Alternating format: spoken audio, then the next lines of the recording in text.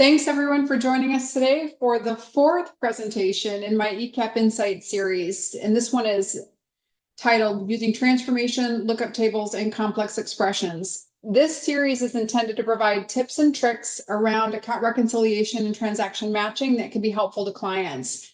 The topics that we've put together are intended to be delivered in 30 minutes or less. And the whole idea is that we want to impart some value, but then get you on your very busy way. Today's topic is a pretty technical one. I'm going to be explaining how we use transformation lookup tables and complex expressions to transform and enrich data so that we can get the best possible results when we're doing our match set development. Now, for those that don't know me, just a quick introduction. My name is Heather Brown, and I'm a senior director here at eCapital Advisors. I'm responsible for our account reconciliation and transaction matching service line, which is the area that I focus on exclusively, and I absolutely love it. I've spent more than 22 years now in the reconciliation industry. I was one of the founding employees at Blackline that invented their first generation product before leaving to found a small software company that Trintech acquired that became the basis for the Cadency solution that's still out there today. After Trintech, I was at Oracle for about 7 years in product management, building out all of their solutions on the rec side. And then from there, I made my way to OneStream. You know, I've often described myself as a platform evangelist. And my favorite saying these days with respect to the platform is, if you can think it, you can build it. I absolutely love what you can do on the platform because the power it provides to meet business objectives. So when I left OneStream a few years ago and made my way over to the delivery side with eCapital, that's exactly what I did. I established a practice here that's focused exclusively on this tiny little niche area that I love. And I used the OneStream platform to develop a series of accelerators and best practices to help clients get the most out of their OneStream investment. So one of the things that makes transaction matching projects very unique compared to other OneStream projects is the amount of work that's spent manipulating data. And this is absolutely essential if you want to get the types of successes on the auto match rates that we get with our projects. And this is a key reason why the OneStream platform is such a great solution for matching and reconciliation and so substantially better than anything else that's out there. It's because it includes in its data source definitions the ability to write complex expressions or use parser business rules to translate, transform, or otherwise manipulate and enrich the data so that it's optimized for matching.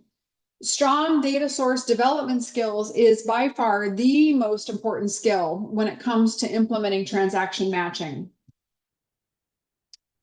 One of the most common use cases for using complex expressions and transformation lookup tables in match set design is when we have to assign an entity or an account, specifically a general ledger account, to data that's coming in from an external source.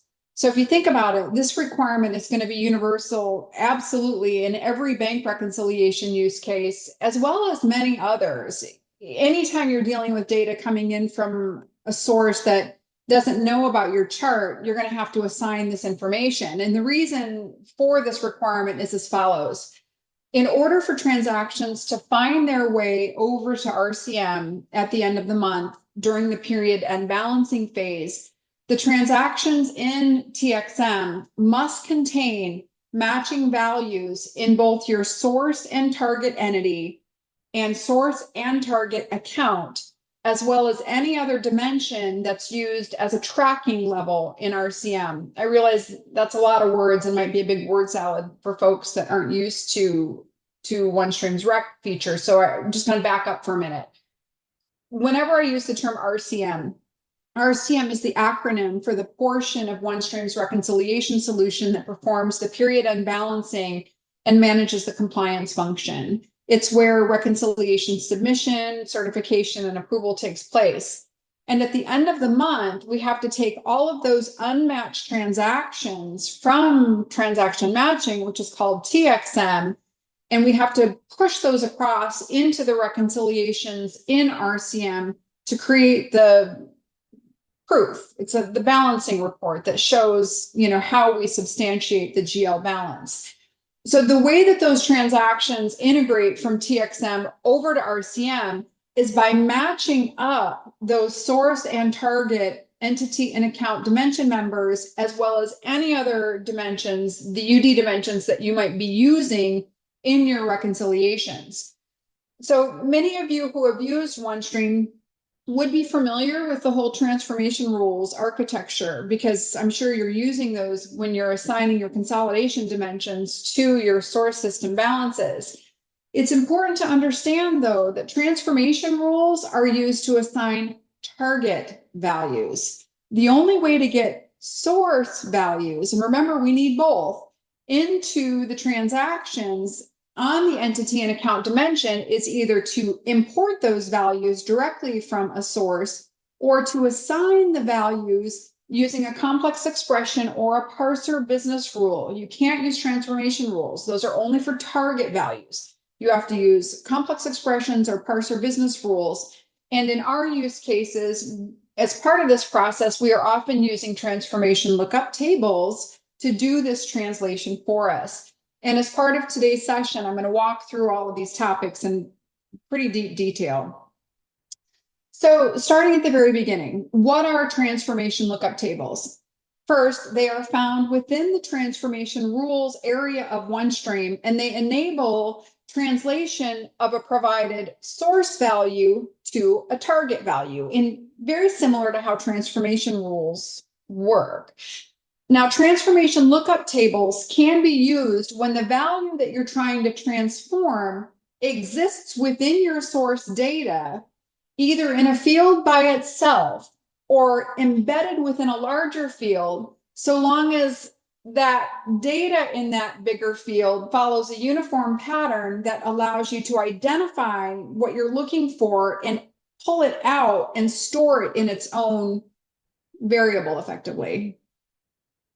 So let's start by walking through a very simple example. Let's take a case where we're dealing with a bank reconciliation and we are transforming a bank account number, and we have to convert that bank account number into both a source entity and a source GL account.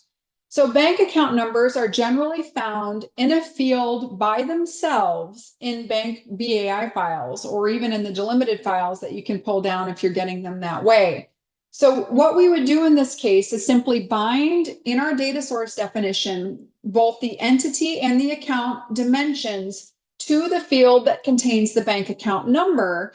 And then we would use a BR API statement that OneStream provides in a complex expression to translate that bank account number to the entity as well as to the GL account. And we would typically do that using a transformation lookup table.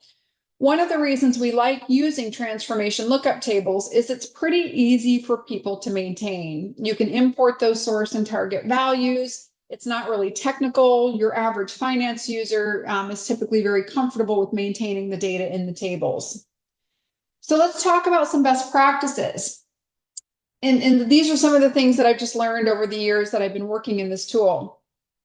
For me, rather than having to maintain separate lookup tables for all of my different banks, and then separate tables for translating a bank account number to entity versus account, these days, I'm trying to pile everything into one lookup table. I want one lookup table that does all the translations of anything that I need to convert off of a bank account number. And the reason why I feel this way, I've just learned, or in doing so many of these projects, is that transaction matching projects often require development of a lot of artifacts, from workflow profiles to data source definitions, connector business rules, etc. And I just would prefer to minimize the number of new artifacts that I have to create and introduce into the ecosystem. So when I use a single transformation lookup table for multiple data sources, like different banks, in multiple translation use cases, for example, to translate an incoming value to both an entity and an account, I'll typically use a pipe delimiter. So the pipe is that, up and down straight character that's on your keyboard. For me, it's above my slash. And I use that pipe delimiter in the source value so that I can store both the bank name and the bank account number. Now, why do I need the bank in there? Well, is it likely that I'm going to have the same bank account number at two different banks? No, but I'm not going to take that chance. So I'm going to make sure I stipulate that this particular bank account number is at Wells Fargo.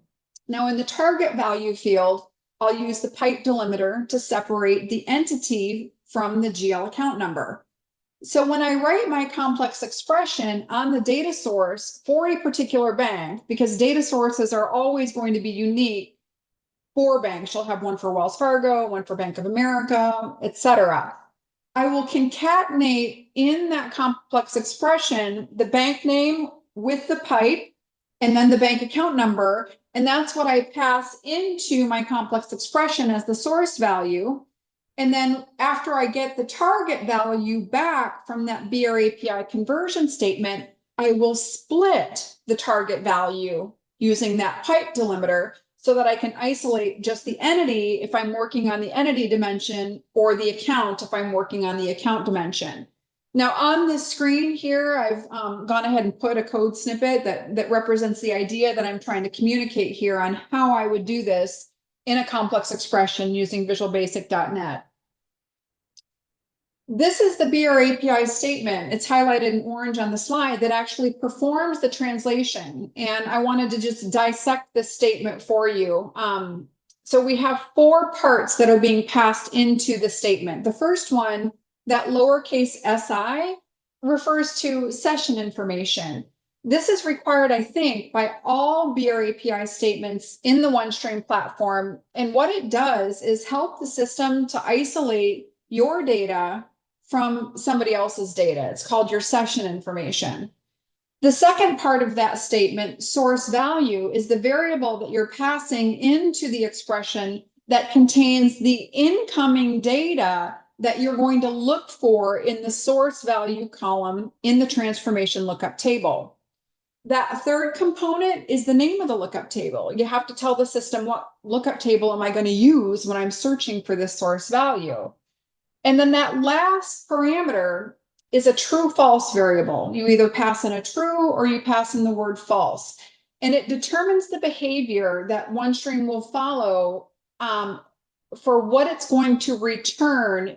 And by return, what I mean by what it's going to import and show in stage if it does not find that source value in that lookup table, meaning it can't find a matching value for it. If you specify true as the parameter value, then the source value that you passed in is going to get saved in stage. If you specify false, then no value will be returned. During data source development, I'll often set that to true because it makes it easy for me to see directly in stage if I am missing a value, a translation. Like if I have a bank account and I'm missing an entity account mapping, then what I'm going to see is that bank account, getting passed in.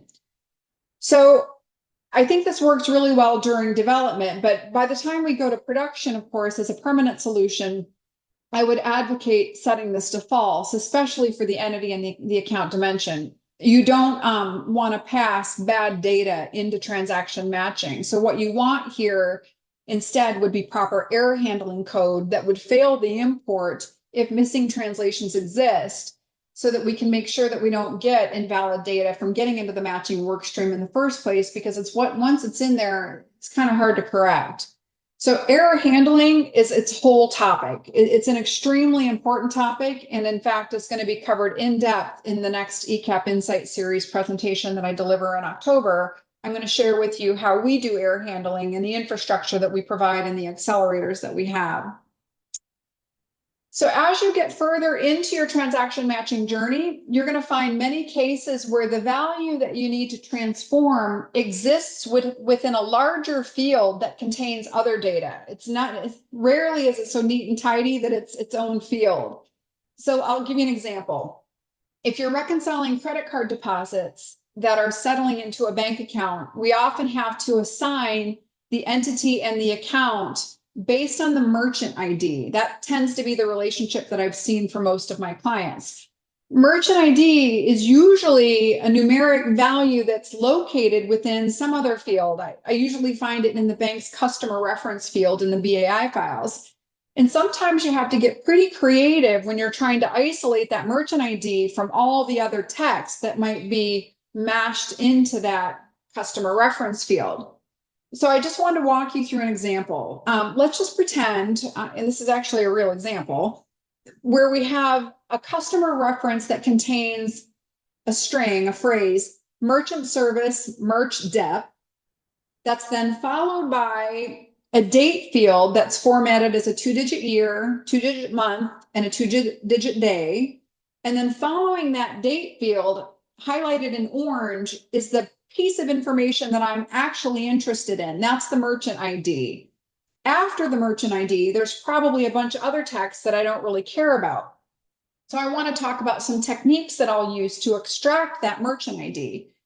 If that ID is always preceded by this same string of text and a date field, then I can use the VB.NET split statement to split the string using the space character so that I get different segments. And if you start counting from left to right, it's the sixth segment that I'm looking for. However, the VB.NET split statement uses what's called a zero-based index that starts counting at 0. So when I'm doing the split, I'm actually passing in a segment value of 5, but that translates into 6 when you factor that it's zero-based. Now, it gets a little bit more complicated if we can't rely on the number of segments. For example, maybe we know that that phrase, merchant service, merch dep, will always be there and will always be followed by a date and the merchant ID, but maybe sometimes there's other words that come before that phrase.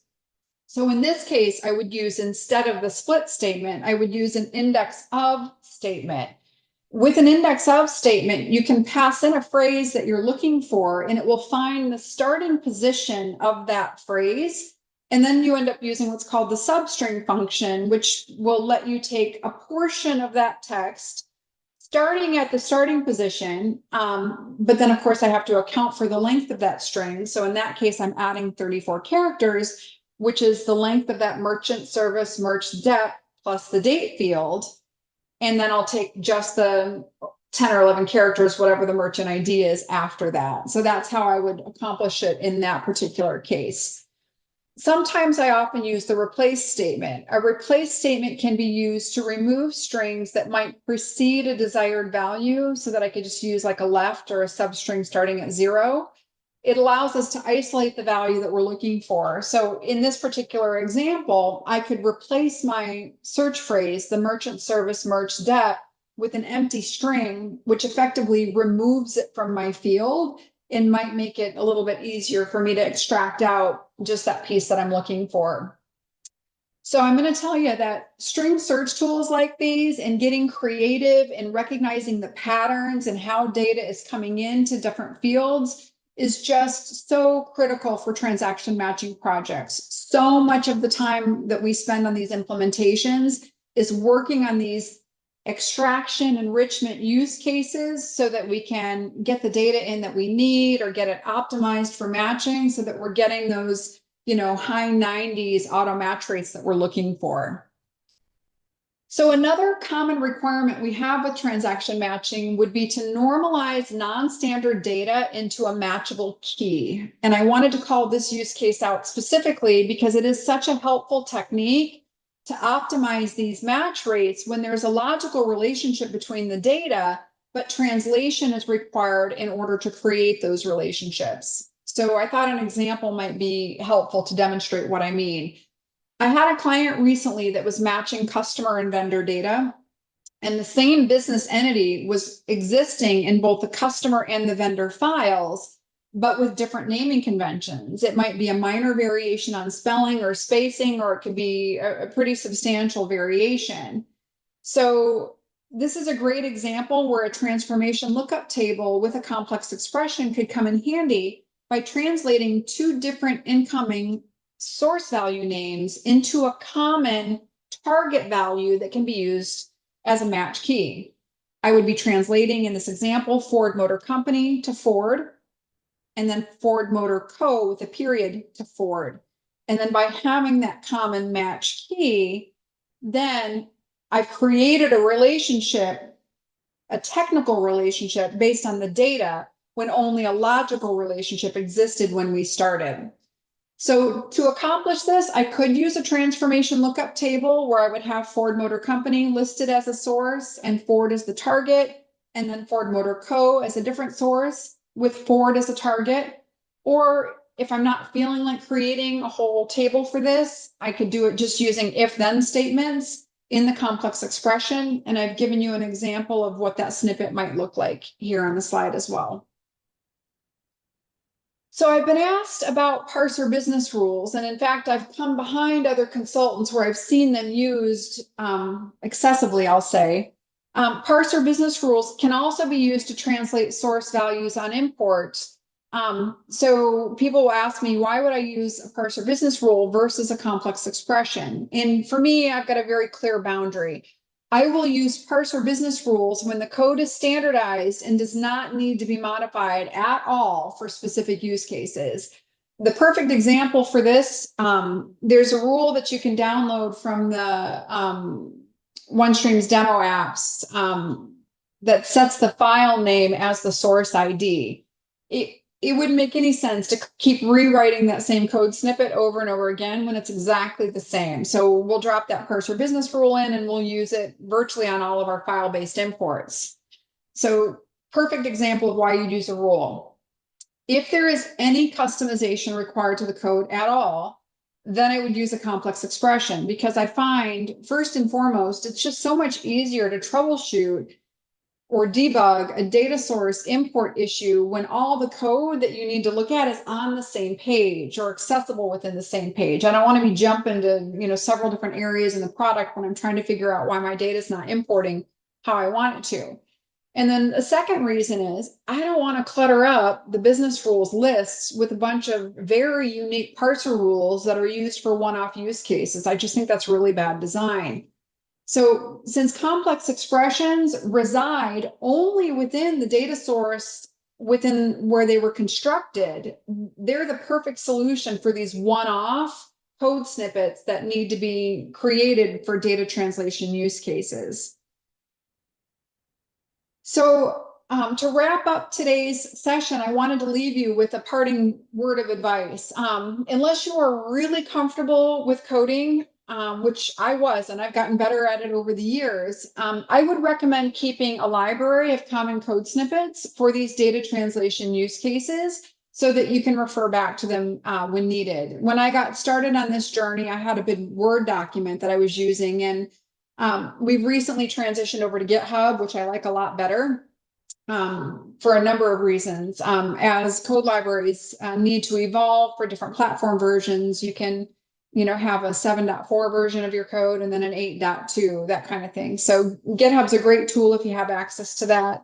We're using it for both our complex expression library as well as our business rule library and all of the accelerators that we produce as part of our projects. So if you found today's session helpful, I wanted to just share the upcoming dates. I have 2 more left this year, and then there's been 4, including today, that we've already completed that are available through recordings if you wanted to have access to those. The next session is going to be Tuesday, October 15th, and I'm going to be talking about how we do that error handling, the solutions that we use to trap warnings and error conditions to make sure that we don't let incomplete or invalid data get into the matching workstream. And then on December 17th, I'm going to be talking about how we're helping clients leverage the matching process to generate journals that post back into their accounting systems. So I wanted to go ahead and open the floor for questions, say a big thanks for anyone that wanted to join, and then share contact information. Corey is my colleague here that is a great point of contact if you've got questions or need to ask, get access to prior sessions and that kind of thing. So I've shared his contact information here.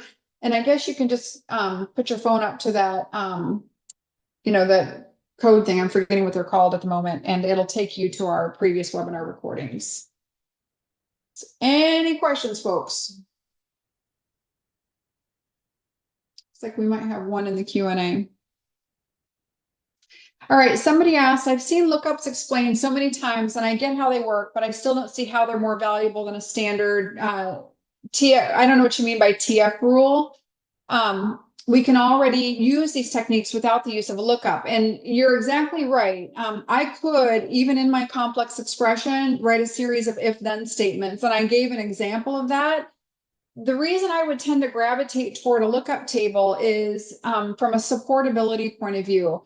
Oftentimes, the folks that we're working with our transaction matching use cases aren't particularly technical and wouldn't necessarily feel comfortable having to navigate into a data source, into a dimension, into a complex expression, and then into this big if-then statement. And if you think about it, I've got clients that have hundreds of bank accounts. So if you were going to do a translation of a bank account to an entity, first of all, you'd have the same code repeated twice. This is a huge list. All your bank accounts would have to be maintained in two places, one on the entity dimension, one on the account dimension. So that's double the amount of maintenance work versus if you put it into a transformation lookup table, it's only going to be in the table once, but you're going to have an entity assignment and an account assignment with that pipe delimiter between it. So those are the two reasons I would use a lookup table: supportability and keeping non-technical people out of complex expressions and code. And then second is avoiding redundancy, not having to maintain it in more than one spot. Great question, though. But there are places, to your point, that I would, if it's truly a one-off translation, like that example where I was translating Ford Motor Company and Ford Motor Co. to Ford, I'm going to put that in the complex expression. I don't want to have to do a lookup table for that.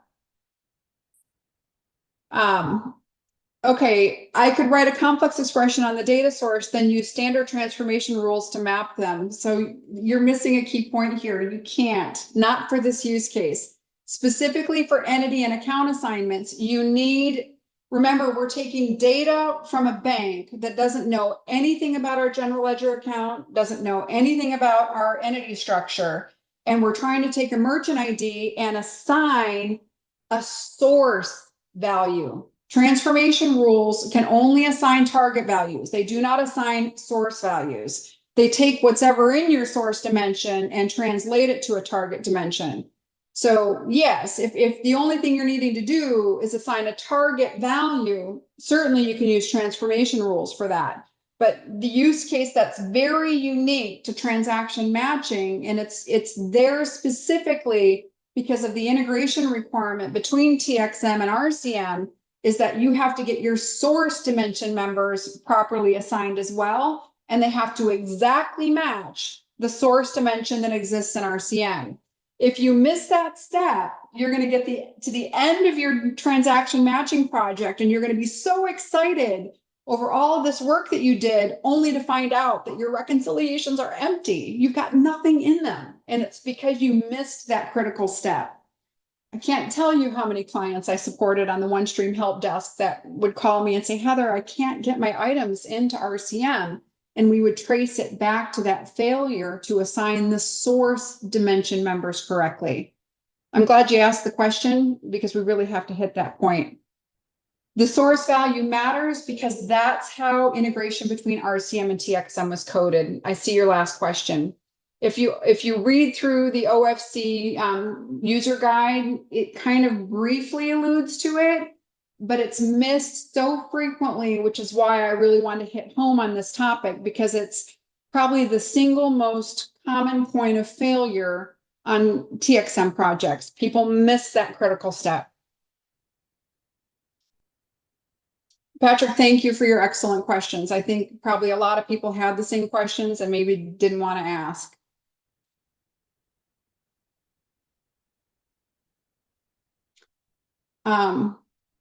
I see your last comment on the integration. He said that just seems like bad design between. I did say to that OneStream development team, I was a little concerned about that, but I think you just have to learn how it works. And once you understand how it works, you just have to use the tools available to you to make sure that you can get it working correctly. I understand why they did it that way. The main reason is that it allows us to have one match set that has data in it for lots of different GL reconciliations. So it makes sense. But unless you understand it and don't, set your data up right, it could create a point of frustration for folks.